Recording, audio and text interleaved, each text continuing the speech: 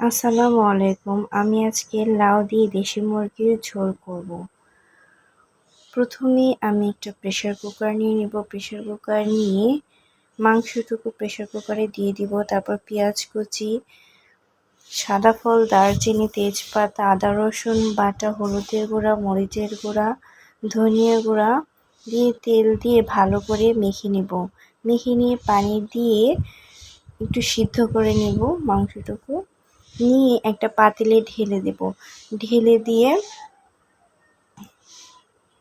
এরকম বলক হয়ে উঠলে তারপর লাউটুকু দিয়ে দিব। লাউটুকু দিয়ে আবার ভালো করে নেড়ে চেড়ে দিব। ভালো করে নেড়ে দেওয়া হয়ে গেলে তারপর ঢাকনা দিয়ে দিব। ঢাকনা উঠিয়ে তারপর নেড়ে চেড়ে দিব। নেড়ে চেড়ে লাউটুকু আবার সিদ্ধ করে নেব একটু পানি দিয়ে। পানি দিয়ে সিদ্ধ করে নেওয়া হয়ে গেলে তারপর জিরার গুঁড়ো দিয়ে দিব। জিরার গুঁড়ো দিয়ে ভালো করে নেড়ে চেড়ে নেব। নেড়ে চেড়ে নামিয়ে নিলেই হয়ে যাবে আমাদের লাউ দিয়ে দেশি মুরগির ঝোল।